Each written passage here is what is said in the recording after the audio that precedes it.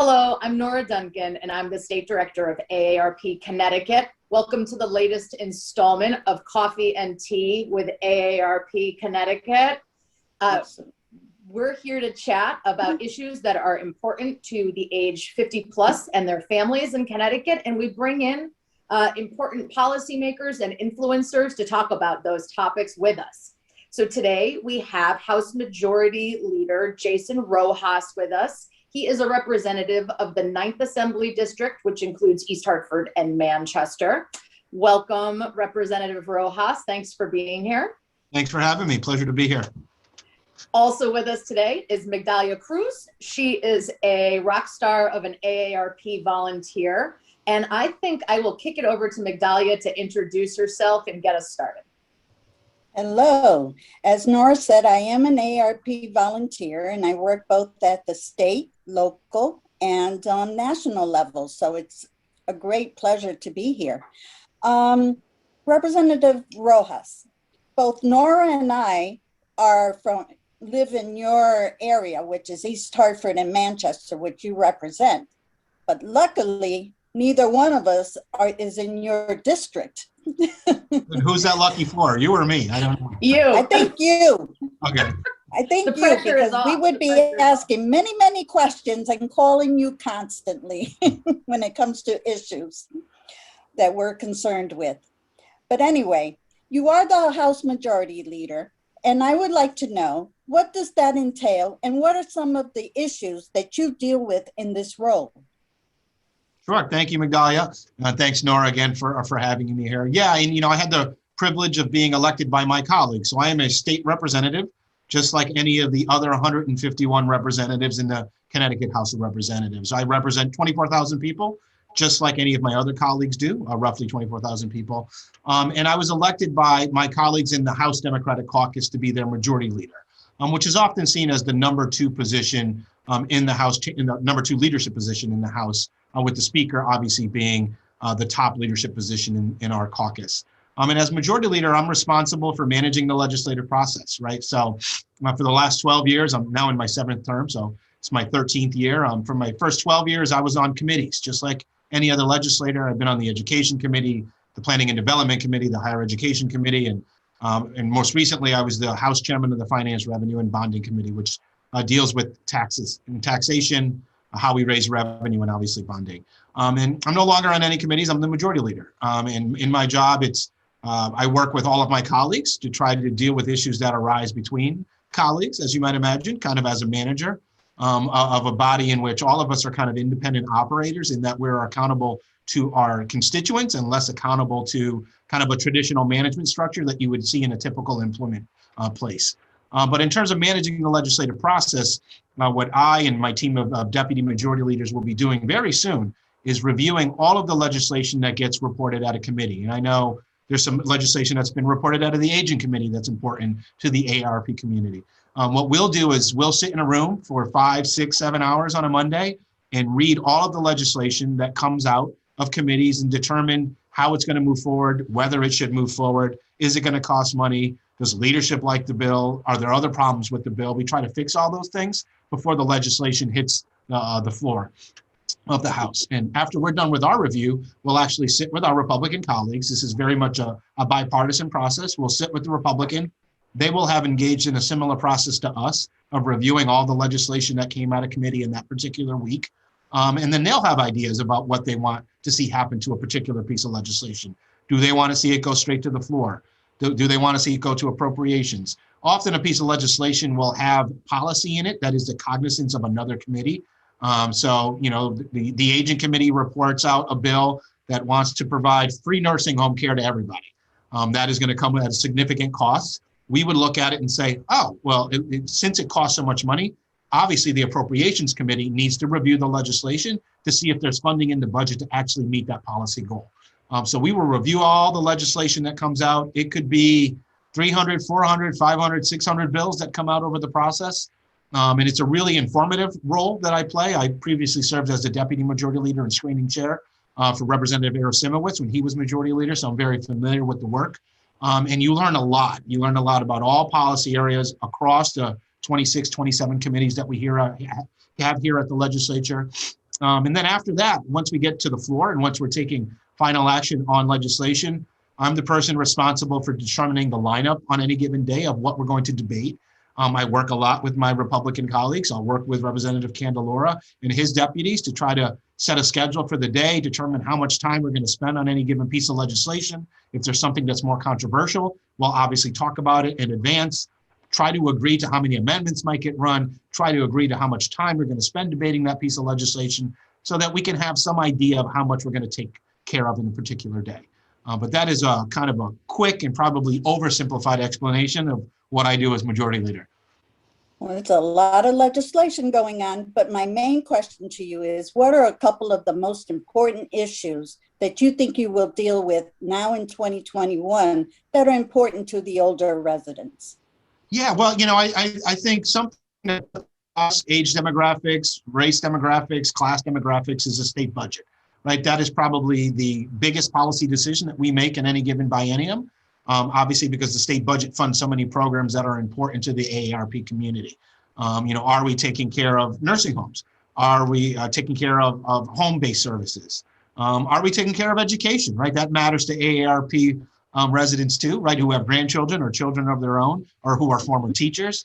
So what we fund in the budget is certainly important to everyone, and it's the biggest decision that we make in any given year. Obviously, I think we're reviewing a lot of legislation related to the impact of COVID and the impact that the pandemic has had on everyone in our state and everyone in our nation and in the world. And obviously the pandemic exposed a number of weaknesses within a number of service systems that we have here in the state of Connecticut. We all know what happened with our nursing homes. Certainly there's a lot of interest in trying to identify. I mean, quite frankly, I think, the things that were exacerbated by the pandemic were things that we already knew were problems. It's just that we didn't act to actually address them in a proactive way. And unfortunately, that typically happens with a lot of issues where, we piecemeal, we put together piecemeal solutions to really complicated and systemic issues. And it often takes something like this, whether it's a weather-related event, or in this case, a public health event, to really, that exposes some of the weaknesses or some of the failures on the part of the policymaking process, where we didn't adequately plan for the things that we know might be coming. Of course, pandemic to be happening. But I would suggest we're far more likely to have another pandemic in the next 10, 20, 30 years than we are to be waiting for a 100-year period from when the last pandemic when we had the last year with the pandemic that happened. Well, I'm so glad you've moved into this area talking about the pandemic. So I want to tell you a little bit about my experience. As far as getting the vaccine, I had no problems getting online and actually, getting what I needed to know and getting my appointment set. But I do know that within the Latino community, a lot of people are having problems with it. It's either because of the language, or they just don't have the technology, and they don't have the ways or the means to actually look for an appointment. I've had so many calls. Can you help me? Can you do this? Can you help me find the application so that I can then go online and do it? Or is there a phone number that I can call that I will be able to, make my appointment and get to the place that's closest to me to be able to do this, especially depending on the community that they're living in. Now, the other thing I want to make mention is to the fact that I'm so very happy and glad that the nursing homes were prioritized when it came to the vaccinations, right? So knowing this population, no population has experienced more infection and death than the nursing home residents. And I know you know that. So AARP Connecticut has proposed a series of reforms intended to keep residents safe and in touch with their loved ones, support nursing home staff, and hold facilities accountable for their performance and how they spend taxpayer money. Now, do you think the legislature will pass any of these issues? Yeah, I certainly think there's very much the possibility, potential that we'll address some of these reforms. I think we have to. I think like any legislation that we're dealing with in a given year, it comes down to a matter of cost. There are lots of priorities that the legislature and the governor's office have to try to fund. And individual legislators bring their own priorities to the table too. And we have a limited pot of money with which to work with. And we also have a spending cap in place that prevents us from spending more than we otherwise would like to. So, I think a lot of it comes down to cost, and I don't mean to put it down to levels of cost, but I'm just going to be realistic with you, right? Funding a lot of these priorities is a matter of money. It's less a matter of whether we're actually committed to the issue, but at the same time, if it's an important issue, and the budget document is perhaps the biggest, where we set our priorities, I think we have to have an honest assessment of some other things that might exist in state government that aren't as important as ensuring the safety and the livelihood of individuals who are in the care of a nursing facility. It's not certainly a place, I'm not aware of anybody who wants to be in a nursing home. They're there because they have to be, because they require that level of care for whatever reason that they're going through, whether it's the rehabilitation, maybe they don't have any other family in the area, they're simply not able to be cared for in a home setting. So, as much as we always want to reduce the presence of nursing homes in our community and take care of people in their home where they're happiest, there are always going to be situations where that's just not possible. And we have to figure out, how we're going to fund them adequately so that they can meet the services. And we also know that there were environmental issues related to what happened with our nursing homes. A lot of our nursing homes are 50, 60, 70 years old. We're seeing the same dynamic play out in a lot of our schools that are 40, 50, 60 years old. They weren't set up to meet the individual demands or the individual preferences of perhaps somebody having their own room. They have very outdated HVAC systems in terms of air circulation within the building. And those are all things that are very expensive, but obviously very important to ensuring the safety of those residents, even during a pandemic or even outside of a pandemic. And I think those are things that we'll have to focus on and identify the resources to actually meet those goals. Great, thank you. I know that Nora has a couple more questions in reference to the pandemic. So Nora, take it over. All right, Representative Rojas, I think my next question is very timely because I'm seeing a little drag on Migdalia's internet speed. She's perfectly clear audio, but her video is a little draggy. And one thing we know that has been impacted as a result of COVID that isn't health related or economic necessarily is our complete dependence on high-speed internet to be connected to where we need to be, whether we're doing something like this, we're working from home, we're educating from home, we're doing telehealth, the list goes on, staying socially connected so that we don't see social isolation increase any more than it has. Access and affordability, though, are our two key issues with high-speed internet. Connecting to loved ones in nursing homes that are in rural areas or where people, the list goes on and on and on and on. So Governor Lamont did propose a broadband equity bill, and that basically would help us overcome in the next several years these access and affordability issues, whether you're in a city and you're in one of those pockets where there isn't anything, whether you're out in one of our rural communities. So can you just tell us a little bit about it, what you think the prospects are for that bill? And maybe in a few years from now, Migdalia will have no drag on her video at all. Right. Yeah. So, I think access, right, to broadband and internet, again, right, something pre-pandemic, I think most people who already had it took for granted. But obviously, as we've learned over the course of the pandemic, something that people, I think, appreciate a whole lot more now in terms of having access to it, particularly, for folks in nursing homes who are looking to stay connected with family. For me as a parent with 3 kids at home, who are homeschooling all at the same time while I'm trying to work and all of us accessing the same Wi-Fi network. It's something that, it actually needs some federal intervention as well, given the magnitude of the cost. Certainly the state can change and make investments in expanding access to broadband, but it should be part of a larger infrastructure conversation that I think is going to take place at the national level, so that we can get the kind of resources that are needed to reach folks who don't have access, because we know controlled by the private market, they're driven by profits. I think they're less likely to make investments in places like Northwest Connecticut, Northeast Connecticut, or a lot of Eastern Connecticut that is far more rural, given the lack of population density and therefore the lack of demand for those kind of services. They're simply not going to invest in the infrastructure of wiring up something so that 3 houses can have access to the internet. So that results in the question, what role does government have in trying to fill that gap between the private market and increasing access? So, the governor's proposal obviously is an attempt to do that.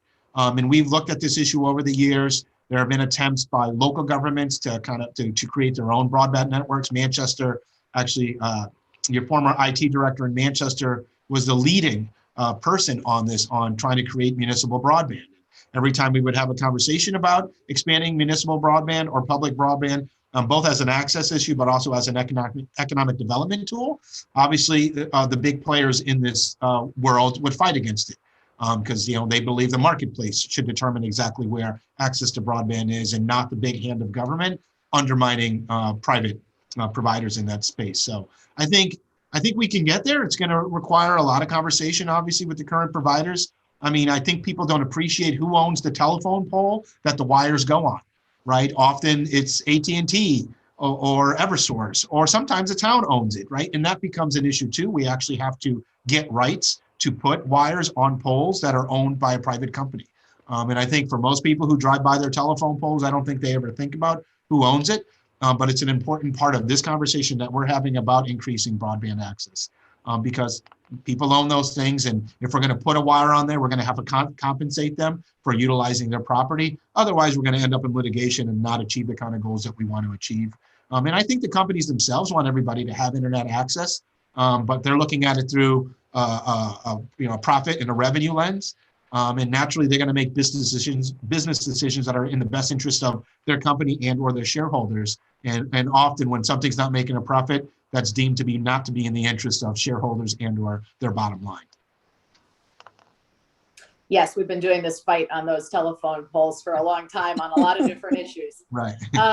Migdalia, I think you have the next question.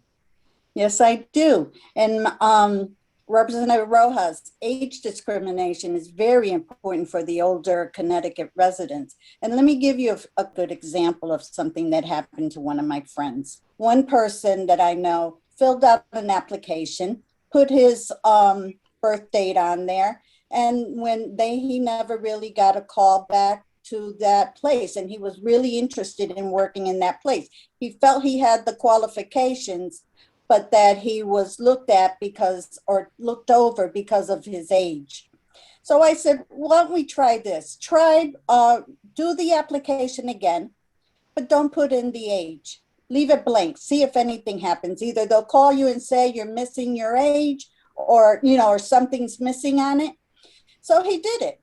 And what happens? He gets called for an interview. While in the interview, he then is asked, what's your age, or how old are you? You left this part out. Can you put in your date of birth? But the fact was that he actually got into the interview. He spoke with them. They saw the kind of person that he is and whatnot, and he gets the job. Otherwise, he wouldn't have probably even gotten the job, only by going on the application. So I know that Senate Bill 56 prevents employers from asking age-related questions, including school attendance and graduation on initial applications. What do you think the prospects of passing it this year are? Do you think this bill will be passed this year? Yeah, I always hesitate to make too overly bold predictions about what might pass, knowing how this process works. But yeah, no, I do think a bill like this very much has the potential. I think, discrimination, age discrimination in particular, I think is another issue that has been exacerbated by the pandemic, given the overall level of job loss that we saw over the past year. So there are just a lot more people out there who have been impacted in a very negative way from an employment perspective. And we know that with the job market being so tight, that there are a lot more candidates out there, and employers are finding any way to try to get through applications as quickly as possible. And all humans, even the most well-intentioned ones, all have the potential to engage in implicit bias or bias intentionally, unfortunately. And I think having all the protections in place that we can are important, particularly as we're kind of working our way through this demographic bubble that we're in right now with baby boomers, with the baby boomer generation coming of age, who would most be impacted by this. And obviously with employers being so impacted by the pandemic and seeing their revenues take a hit, everyone's looking for cost savings. And in one of those unfortunate ones is, looking at a candidate who has 20 or 30 years of experience, but might demand a higher pay versus someone who's younger without the experience that perhaps they might be able to save on a salary front. And obviously those are trade-offs that an employer would have to weigh themselves. But more often than not, companies are trying to find ways to save money in any way that they can. And sometimes that comes at the expense of folks who are in that 50, 60, 70-year-old range in terms of not wanting having to pay them that higher wage. And, we should be doing all we can to avoid those kind of situations so that the individual that you used as an example doesn't have to experience exactly what they did in those situations. Thank you. Nora, you want to go on to the next question that we have for him? Yeah, and I'll just make a pitch for hiring managers everywhere to remember, and that sometimes also people with more experience don't need as much money anymore because maybe their kids are done with college and they've downsized and they're like, now I just don't want to manage as many people and I'm willing to take less money for it. So you can get the experience and all that comes with it at a really good salary. So sometimes I hear that an awful lot. Just don't make me manage people anymore. And I'd just like to say a thank you to the Connecticut Business and Industry Association for working with us on Senate Bill 56 this year and last. So, let's get it done. Okay, here's something we talk about like every week in Connecticut in one way, shape, or form. And I'm sure we're all tired of it, but that's electric rates and the high cost of electricity. But we also there's a couple things we talk about. We've been talking about storm response, electric rates and rate hike proposals. But one thing that a lot of people don't understand, and I'm gonna have to read this because I've got some stats. So for the rolling year of January 2020 through December 2020, residential consumers who chose a third-party electric supplier in our deregulated market paid in aggregate $34 million more for their electric than those on standard offer. And a big reason for this is something that are called auto-renew clauses and cancellation fees in these contracts. And they prevent people from getting out of bad contracts because they're expensive to get out of. The Energy and Technology Committee has legislation that would ban those practices. And I'm wondering, after 17 or so years of us trying to play whack-a-mole around the third-party electric supply market, and what happened when we deregulated electricity in Connecticut. I'm wondering what you think about the possibility of passage of something that bans those practices in our third-party electric supply market. Right, and I think there's very much an interest on the part of legislators to protect consumers in these situations. The key word that you said a couple of times there was deregulation. And what that's resulted in, it's kind of resulted in a wild, wild west of providers, right? And there's almost a crush of information that consumers have to be sophisticated enough to try to navigate through to determine what is actually in their best interest. And, a lot of people either don't have the time, don't have the technical expertise, or I can tell you that. I defer to my wife at home who makes these decisions about who's our electric provider and renewable energy and this and that, right? Even though it all comes through the same lines, right? People get confused about how that works. So I think anything we can do to either one, provide more education to consumers so that they understand what it is they're going through, or two, put the kind of protections in place that we're talking about here to protect the consumers. Because again, there's a bottom line interest on the part of our electricity providers. They want to go out there and satisfy the demands of their shareholders now that electricity is completely in the hands of the private industry, with the exceptions of a couple towns in Connecticut that provide municipal electricity, where we don't see these issues and we actually see lower costs. But we made our bed 20 something years ago, right, when we deregulated electricity, and now we have to try to catch up and fix a lot of the imperfections that exist out there in the private market so that we're protecting the interests of consumers. There is just simply too much information out there that consumers have to try to navigate through to make a decision about what electricity provider they want to go with. And everybody's trying to go in there and save money.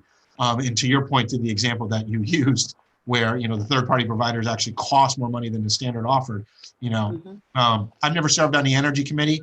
I was in the building for probably 6 years before I even knew what the standard offer was. So even myself, who's in the building, didn't know what the standard offer was. And I think that speaks volumes about the opportunity I think that we have, and that AARP obviously can play in helping to inform the public about what their options are and obviously what they should be careful of when they make these decisions. And I will pitch that we have a volunteer-run program called What I Need to Know About My Electric Supply Choices in Connecticut, Yes. that we can offer to communities across the state. So if there's a library or community center who wants that, or a civic group, they can just hit us up on instant message on Facebook or email us, and we'll get that set up for you. Yeah, that's helpful for me to know, right? So, I mean, I send out an e-blast every week to, a distribution list of 2,000 or 3,000 people in my district and throughout the state. I have a Facebook page with 5,000 followers. That's the kind of thing I should be sharing on your behalf as well. Yep, and we could always do a Facebook Live. Nora, I know we did a presentation in East Hartford at the Senior Center in East Hartford on this, yes. Well, you have to come back because we're about to open up a brand new senior center in East Hartford, and it's gorgeous. Yes, I know. When we're past this That's pandemic and back to normal life, we will be there with bells on. Right.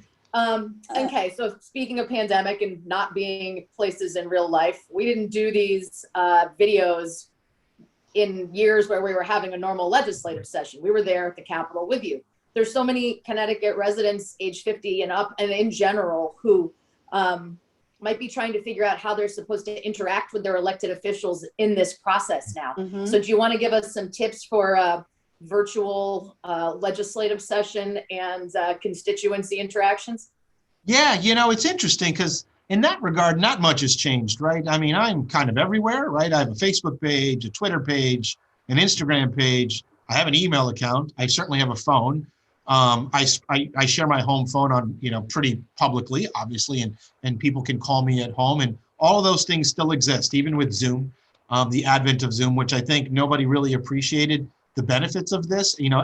I often say it's hard to imagine that nobody was thinking about this medium for communication until a pandemic hit, as if there was never value in using this as a tool. The downside of it is we have snow days now, and I don't get a day full of canceled meetings, right? So I used to like my snow days. Now we can have a snowstorm, and I still have all my meetings, which is obviously a downside to this. So we're going to try to have to find some balance in this. But it also has questions for us going forward as a legislature too. In what ways can we incorporate technology into the work that we do to actually increase access to the legislative process?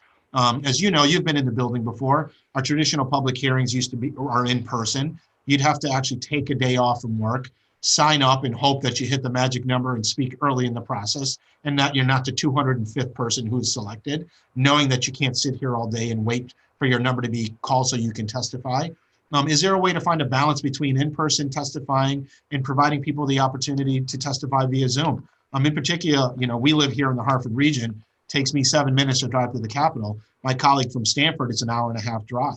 And if you talk about the general public, who has an hour and a half in their day to drive up here, to sit around for 8 hours, to testify for 3 minutes, and then drive an hour and a half back home. We certainly still have to be far more intentional about ensuring that all voices can be heard as part of the legislative process, all voices who want to be heard. But in terms of access, I think in many ways we've actually improved it with Zoom because people can sit at home and participate in the process. But all the traditional ways of communicating with legislators, whether it's social media or email or phone, all still there, and I encourage people to use them. For those of us who were always in the building, the one thing I'm missing is just waiting for you to come out of your office if I can't get you any other way, right, out of the chamber, which I'm sure every member of the General Assembly is happy to not have to deal with. No, but it's funny though, those interactions, right? I don't think the average citizen really appreciates the random interaction with you in the hallway where we're able to address an issue, where you're able to get me a piece of information. I think lobbyists are often vilified in a lot of ways, but they provide a lot of useful information to legislators that actually help us become more informed about the process. We all have to know that they are actually being paid to give us that information, and that's fine as long as you accept that. That doesn't mean that there isn't value in what's being shared with us just because simply somebody's being paid to provide it. It's my responsibility to take the information that they provide me and then go find the person on the other side of that issue and get that information from them as well, and then make a more informed judgment about how I should vote on a particular issue. Yeah, I appreciate that because while people are, I'm clearly paid to represent AARP. Migdalia is not, Right. but we're all using the same information, and everybody has a place in the conversation. Right. So making sure that constituents and lobbyists get that. I think we are going to learn a lot from this pandemic and how we've been doing things. And I really look forward to having some kind of really well-adjusted hybrid model that gives everybody the access they need. All right, with that, folks, thanks for joining us for Coffee and Tea with AARP Connecticut. Catch us again here in 2 weeks, same time with a next guest. And we'll keep doing that throughout the legislative session and maybe beyond. Thank you, everybody. Thanks for having me. Thank you. All right. Bye.